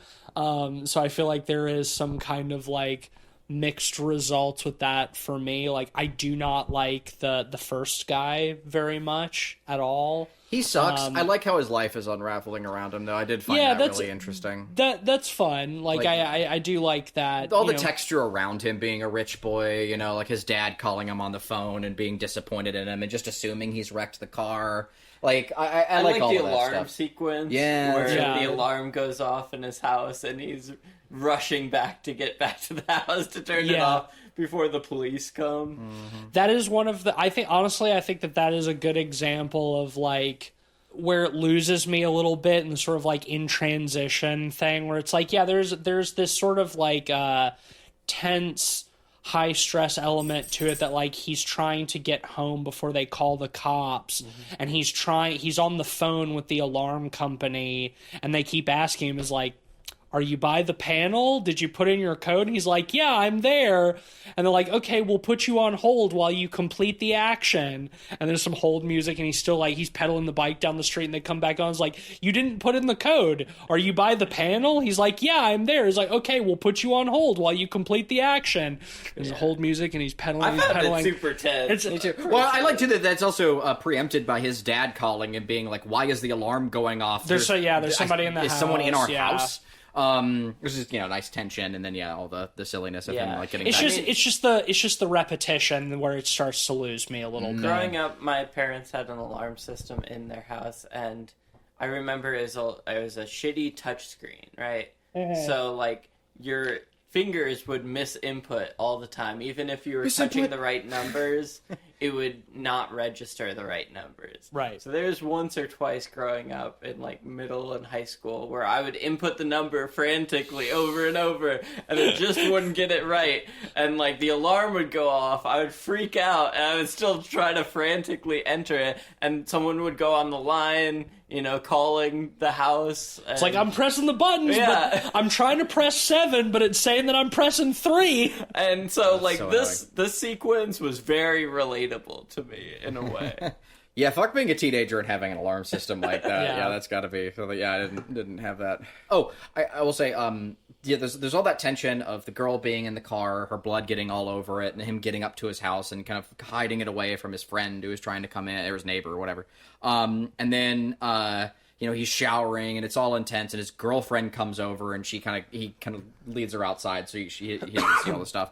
And then before he can get rid of the girlfriend, suddenly his other friends show up, and they're like shining a light on the house and hitting their horns and like pissing off all the neighbors. And that had me and it goes, that sequence also like is prolonged of him trying to convince his friends like, hey, stop honking your horn, stop doing all this, because he's got the body inside. And I found that to be more tense than like the zombie stuff earlier. Like I was just like the social anxiety of like these people pulling up to your house and just honking their horn and like shining bright, like the guy had like a fucking floodlight or something, just like so much social anxiety around that. Yeah, And the neighbors getting angry about it too off screen. Part of this is rewatch because I knew the context a little bit more, but a rewatch the amount of this, light coming in, and being shined in the protagonist's face just emphasizes it. The themes of what comes later. Light sensitivity with these zombies. Yeah, I will say that is like creatively like one of the coolest aspects of this movie's like flavor of quote unquote zombies.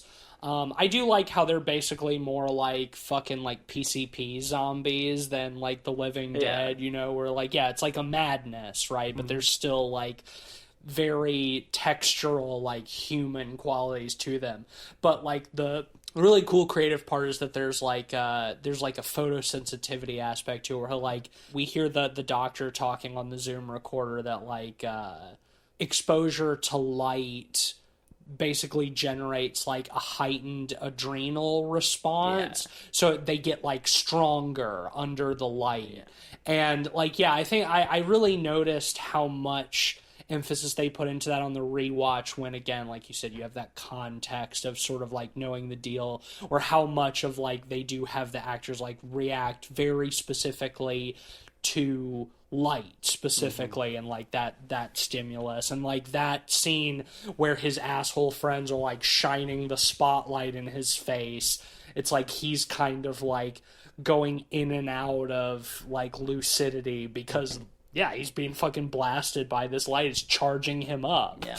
And they play with the sound design in that kind of in fun ways with similarly dramatic echoes. Similarly to In a Violent Nature, I think the sound design really carries a lot of this movie. And I love that with the light sensitivity and them getting amped up and it sort of coming and going for them because, and I think this is very fitting since like our three protagonists are party youths, is that this zombie virus sort of activates much like a party drug. It kind of boomerangs and comes and goes, and like there's strange sensitivities to light. Like these are all fucking things. Well, and they're all doing drugs too. Yeah, they're all like fucking on Molly and something else I noticed in this watch particularly is that they don't know what drug they're on.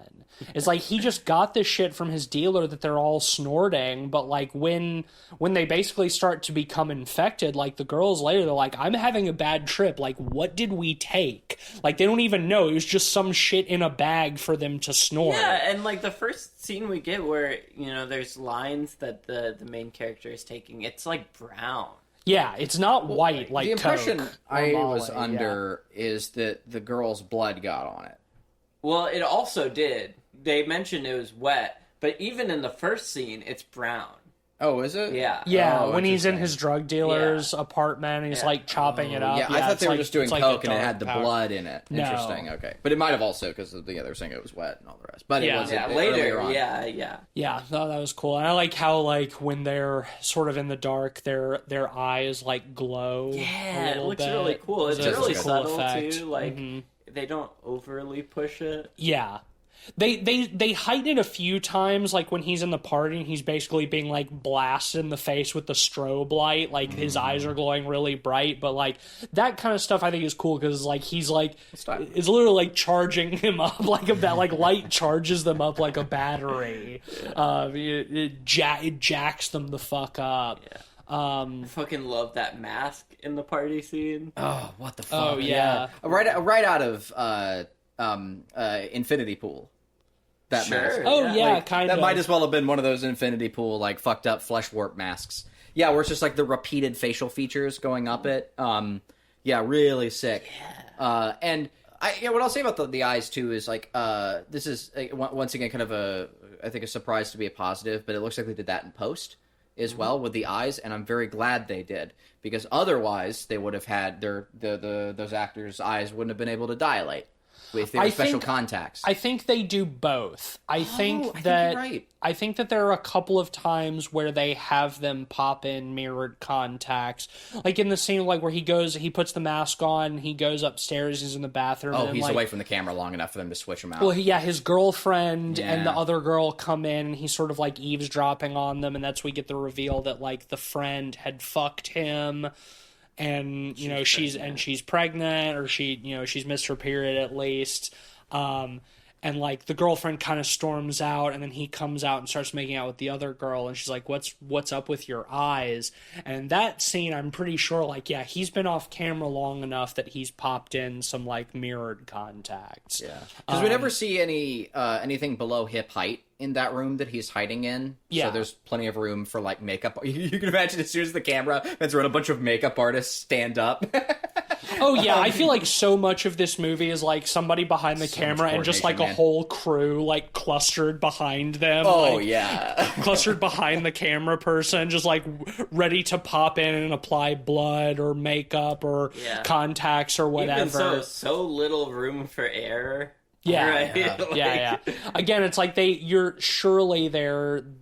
just fucking like rehearsing all day long, and then it's like, all right, we got one take of this today. If we fuck it up, we got to do it again tomorrow. You got to remember too, from like a budgetary and coordination standpoint, that again they're crossing populated areas. Yeah, like so that also means like they're having to close off like transit ways and all the rest, like just to get these shots.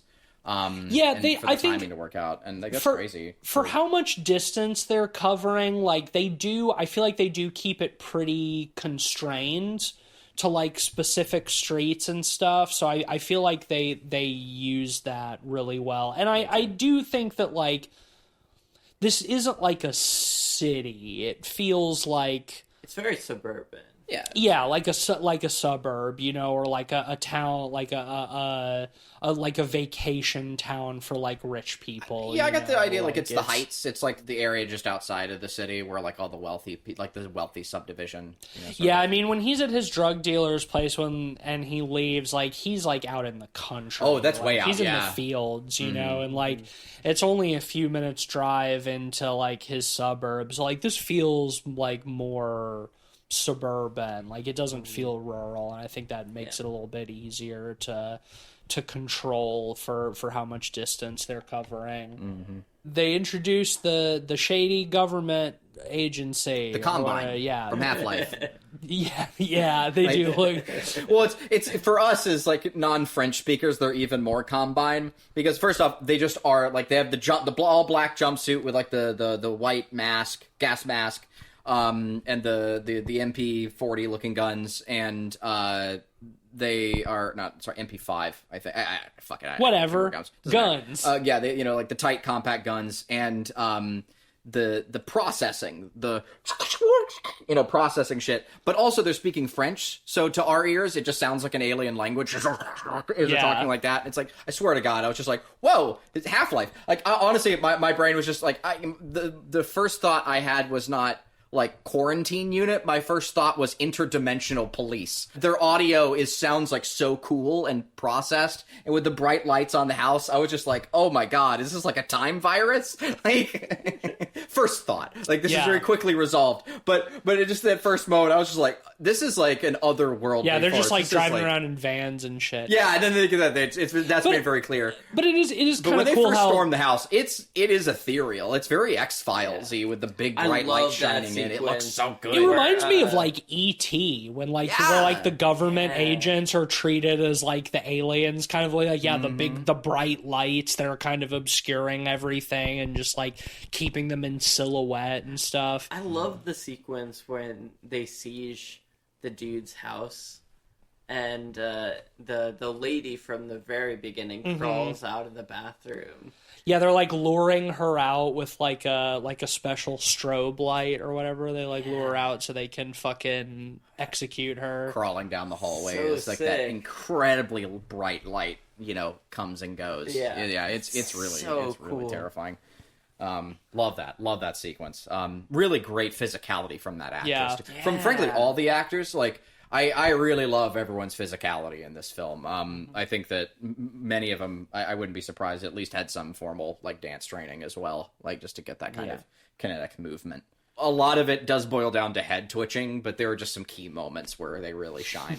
Good head twitches, though. The best physical sequence for me is, again, the moped sequence. Yeah. When Julia is driving the moped and Anna is riding behind her, and Anna is infected, and she is going off behind her. She's going off. causing chaos. She's going full Joker mode. Yeah. Yeah, I mean, really, at the end of the day, this virus wakes you up to the fact that you live in a society. The J virus. It's the J Yeah, virus. the J virus. The Joker virus.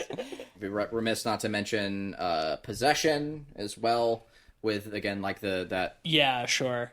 they're kind of caught up in this and they're breathing heavily and The actress who plays Anna, like every time she's like exposed to light, she does like the thing that like a dog does when it's got like a hair or something stuck in its throat. Just it's just like Piglet. yeah, when my dog gets a hair in her throat, it is very very animalistic. It's very primal, and I think it works. Yeah, it's great. She's honestly, I think she steals the show in this whole Easy movie. Like that, the whole part where like she is the one that the camera is following. It's like that's all my favorite best shit part. in the movie. Most definitely. I don't like the first dude very much, and I just sort of have some problems with narratively with the end of this movie when we're with Julia at the end.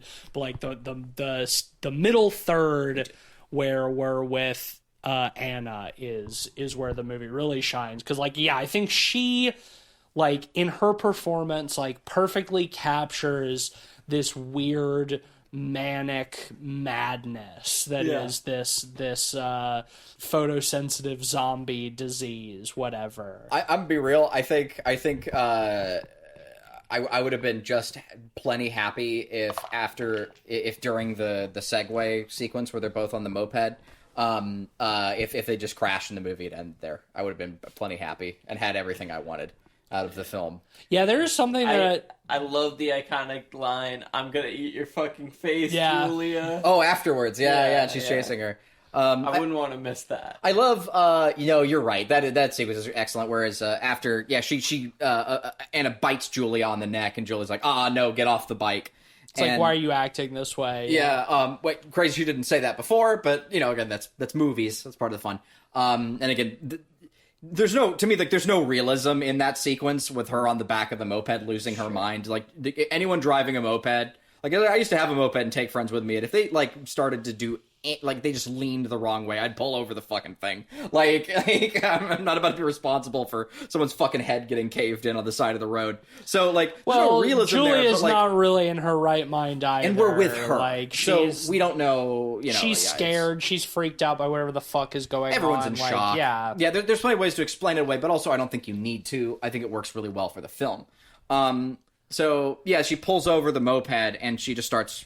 Or no, she gets back on the moped. I forgot, and then she kicks Anna she off. leaves Anna She's like, I'm gonna behind. go get help or and whatever. She goes a good block or 2 blocks really up ahead, and she gets a phone call. So she pulls over to stop. She's gone far enough at this point, and then we hear Anna coming behind her again as she shouts. And she starts kicking the moped back on, and Anna says, "I'm gonna eat your face."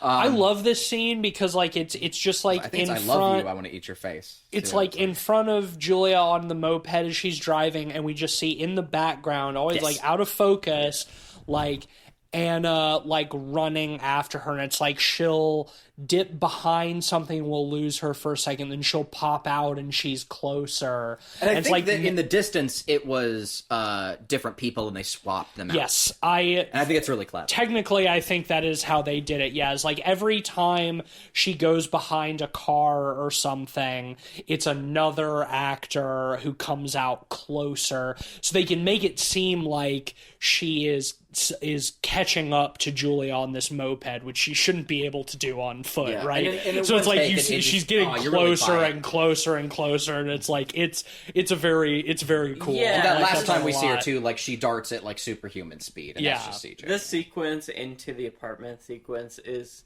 when the movie feels most theme parky to me. Haunted housey, yeah. Yeah. And like I think that's a feature, not a bug, of this movie, right? Like, I think in that- terms of its structure. I think that this scene is like the perfect amount of it that I want. Once Yeah. Julia gets into her apartment at the end, from here to the end of the movie, it loses me. I gotta be honest. I wouldn't say I'm fully lost, but I'm more in your camp. Yeah, I don't mean, I'm mind not it. I'm not fully lost. Like, she goes into a dark apartment building, and then it just starts to feel like wreck. But then, like, I also just I know this movie is not necessarily focused on narrative, but I feel like it really loses me plot-wise at the very end here, where it's like she goes into her apartment, she finds her mom, and like Anna is there like eating her mom or whatever.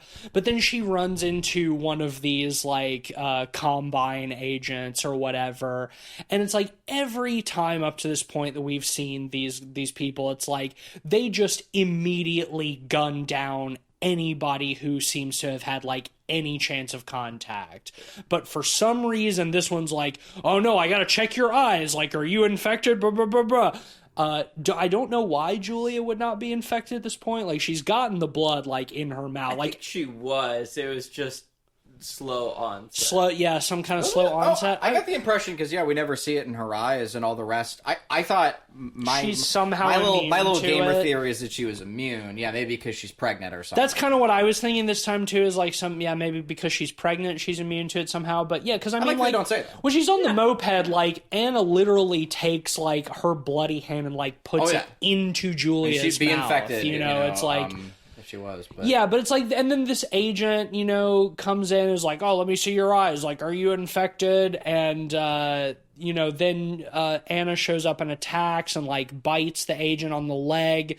And the agent takes their mask off to reveal, oh, my God, she's a young woman just like them. I did think it was a little forced when she was like, "Hey man, I don't want your problem." That she takes it off, and it's a woman. Like it's the dialogue and the punchline. It's that whole thing. Oh, masked person, lady. And it's like, oh, but it's she's tropey, and but it's not just because she's a woman, but she's a young woman, like just like them, And she's like, oh, I'm in just a few minutes, I won't be myself, so here, take my gun, and you have to do whatever you can to survive.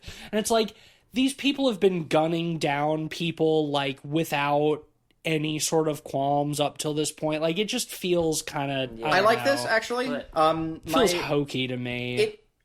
It is. I think to me it's a little tricky, almost in the same way that zombies are. But here, like, I don't mind that like one of these agents is having second thoughts about the slaughter that they've probably been doing all night. They've been gunning people down door to door and like, hey, maybe there's a chance of this one girl, and she's losing it too a little bit, and so like she just catches her in a moment of empathy. And I think it's kind of humanizing. I don't mind. It doesn't feel earned though. She only takes the masks off once she's bitten too. Right. So like that feels like a moment of hopelessness and Sure, desperation once- out of the hopeless.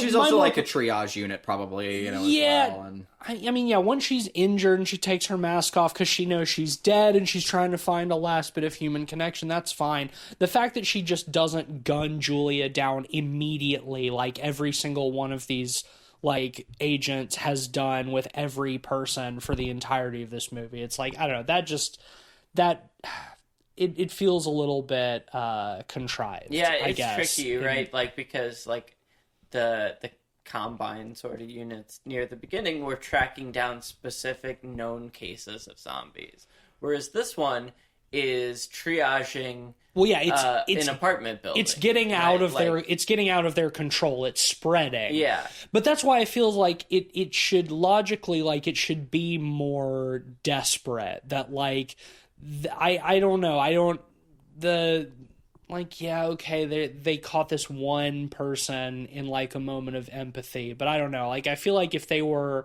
working for this organization or company or whatever, they would know how dire this situation is, and, like, they would be more afraid of the spread getting out of control than it is. I like to think that, like, she's not going to kill her way out of it. Yeah. I like to think it's like a what is it? It's like an Aperture Science situation where, like, they didn't expect to get that out of hand. They've had all their main units go out and all get slaughtered, so now they're just handing gas masks and guns to, like, the secretaries, maybe, and shit, you know. And it's like on the, you know, just at the edge of the city. But no, yeah, I personally didn't mind that so much. My brain isn't willing to jump through those hoops to meet it on that level. Well, it's fine. I'm just feel like it like as it's giving it to me. This character, you know, has empathy, and it needs to for the scene to, you know, function or whatever. That's fine. But no, my qualms with this sequence are more just that it. Again, I don't mind the funhouse stuff. We've talked about a lot of movies, you know, that do haunted house that I tend to love. My issue here more is just a matter of exhaustion. Like, by this point, this movie is so high intensity, and there's just been so many, like, powerful punctuated moments, and it's just been going and going and going, all as one shot. So I feel like I just can't look away.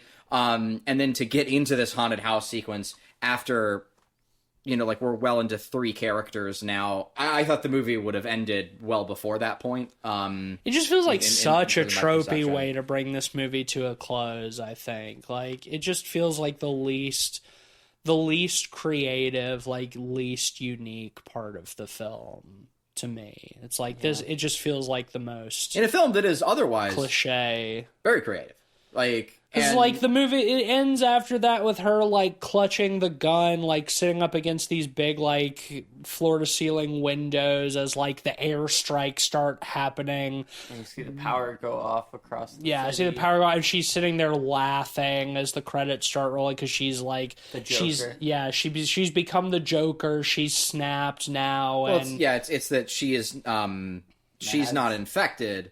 But she's gone mad. Yeah, she's gone mad. So it doesn't really matter whether or not she is infected or not. Yeah. I think it's okay. Yeah, it's just like, that's how all these movies end. You know, it's like how many fucking, like, apocalypse-ass movies, like, end with somebody, like, laughing as the world falls apart behind them, you know? Like, it's just like...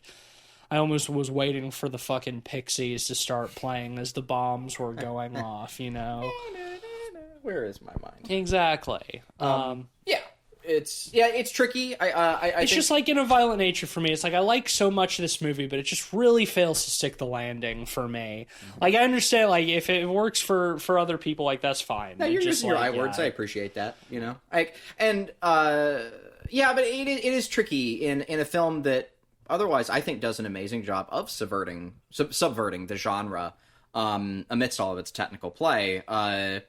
Does have an ending that is pretty straightforward for the genre. Something like that, like the light sensitivity stuff, like is not only creative and unique to like the texture of how zombies operate. I'm doing big quotes there. But is also, like, again, like I said, it speaks to the themes of the movie, and that's great. Like, that's all I fucking need.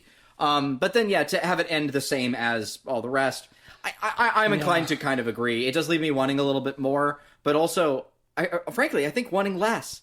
Like, I would have been just fine with, snipping that part out, but Ben, you're welcome. Yeah, I think I gotta keeping say, it like, smaller the thing scale. for me is, like, I'm so blinded by the technical accomplishment of this movie. It's amazing. amazing. I feel like I give this movie way more narrative leeway and narrative grace than I would for something more traditional.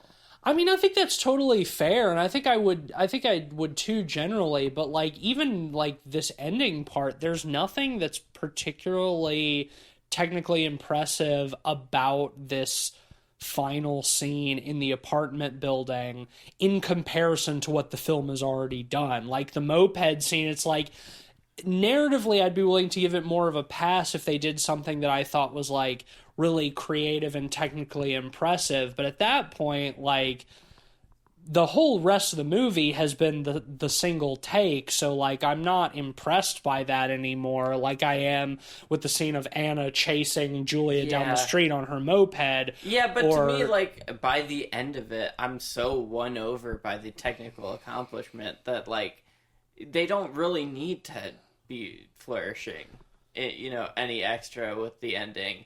And, like, if they're gonna have a generic-ass narrative, it would have been nice if they had it, but, like, I'm not gonna dock it because they, got all the way to this point in, like, a very technically impressive manner, that takes so much artifice to get a camera up there, Yeah, you feel excited by it. And I think that's fine. And what I will say is, it is what is in so many of these films, but at least it does speak to the themes of the movie, right? Sure. Madness, etc.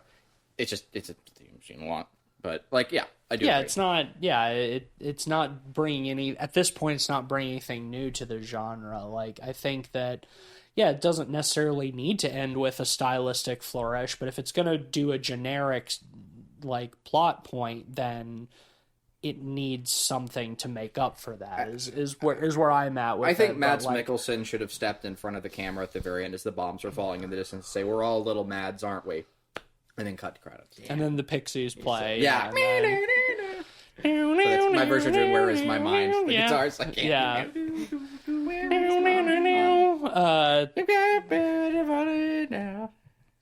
I stick it.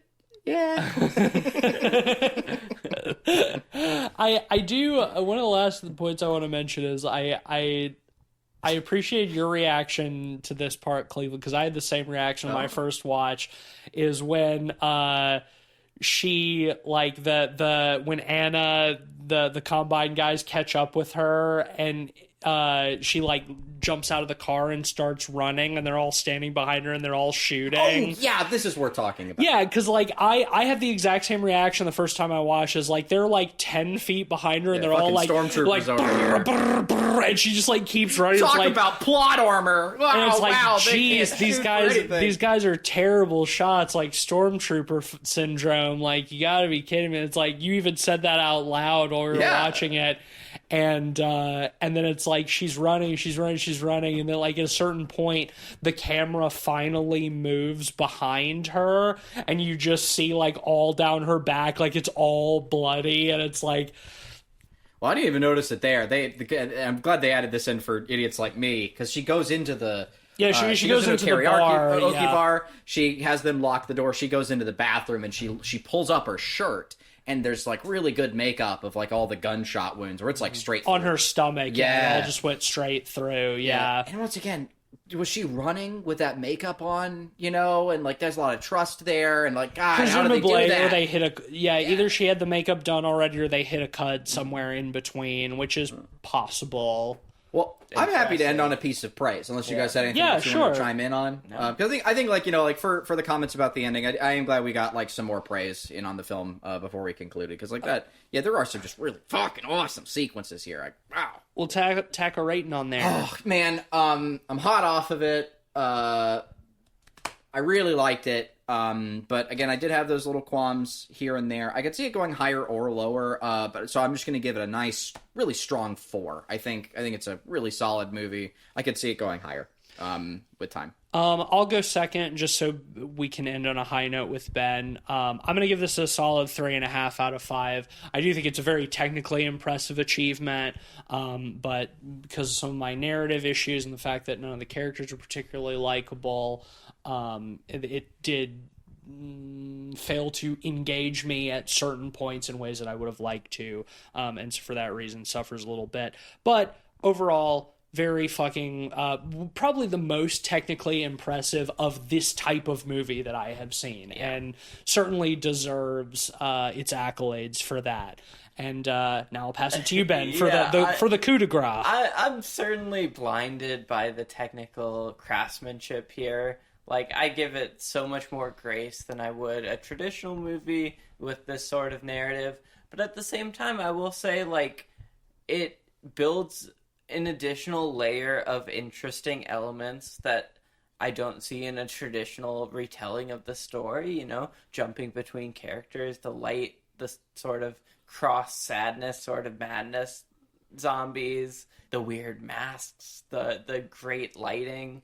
Like, the sum of its parts really elevated to me to the point where, while it's such a technical accomplishment, it doesn't feel like a gimmick movie.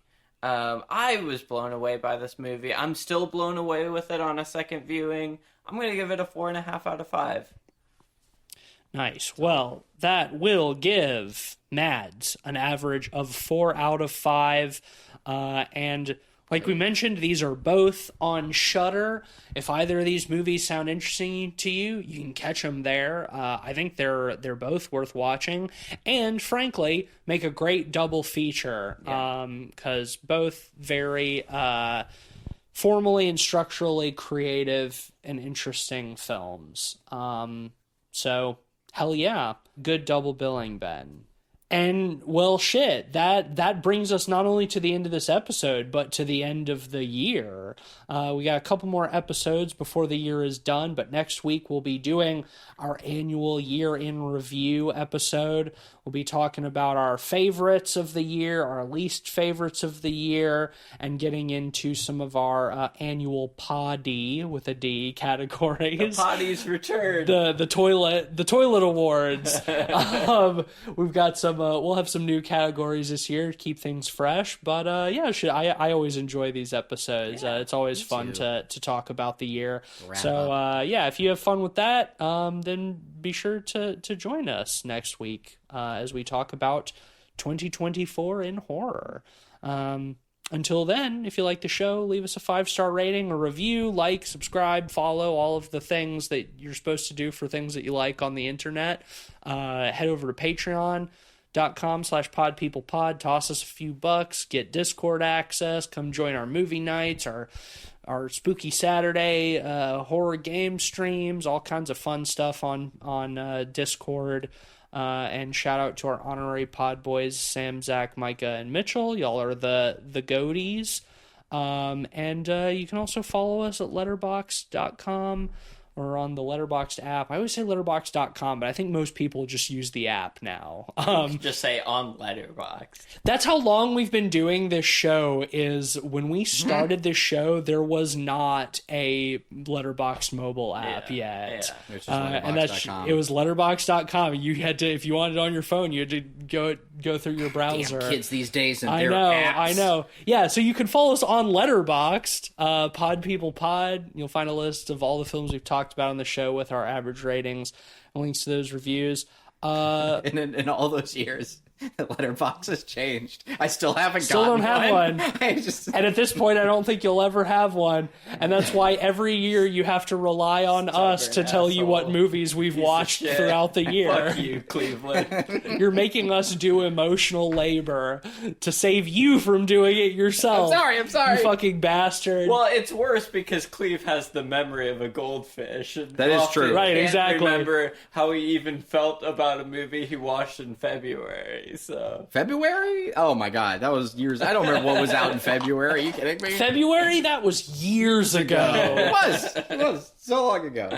What day is it? What day is it? That's a great question, and frankly, I totally neglected to come up with a recommendation this week. So I'll pass it off to one of you, and maybe I'll think of something. Hold on. I have 2 recommendations. Okay. All right, one of them is also mine. Perfect pairings for both of the films, right? Okay. They're both stylistically similar. I'm stealing one of yours. For In a Violent Nature, I would recommend Alan Clark's film Christine.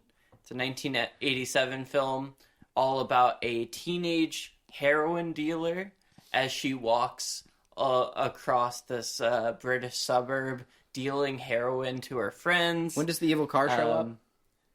Unfortunately, not that movie. Oh. It would be cool if they combined. Christine. Christine Squared. It is the same structure as In a Violent Nature. You get these long tracking shots behind the back of someone walking mostly in real time from house to house dealing drugs. And it's super compelling. There's not any gore like this, like In a Violent Nature. Sure. But you get teens doing heroin, and maybe that's a consolation. Well, you know what? Oh no, you had another one. Yeah, the second one is for This one, Matt. you can have this one. Similar single take movie, Victoria, which came out almost a decade ago at this point. It also released on Shudder. I think you can still find it on Shudder. It's a real-time sort of crime movie where a girl befriends a group of guys that do a heist gone wrong in the middle of the night. And things just unravel from there. Really great movie. The single take stuff is just icing on the cake. Yeah, I'll actually piggyback off of that a little bit, and I will just go ahead and recommend a film mentioned earlier. And I will recommend Gus Van Sant's Elephant.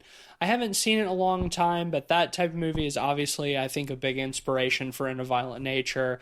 It's kind of Gus Van Sant doing a like semi-biographical retelling of the Columbine incident. It's not literally that, but basically, and a lot of the same kind of like tracking behind characters, walking down hallways, stuff, so on and so forth. At what point does he say, "I'm not an animal"? That's not that movie. Oh, that's Elephant Man. That's Elephant Man, which another great movie. Totally unrelated to any of these movies, but you can't go wrong. Elephant Square. Right. That's Elephant right, Square. yeah. Elephant Man does the Columbine Massacre. All right, we gotta end this. shit. We need to wrap this episode. You got anything, Clave? No. All right, well... No, you've given us enough.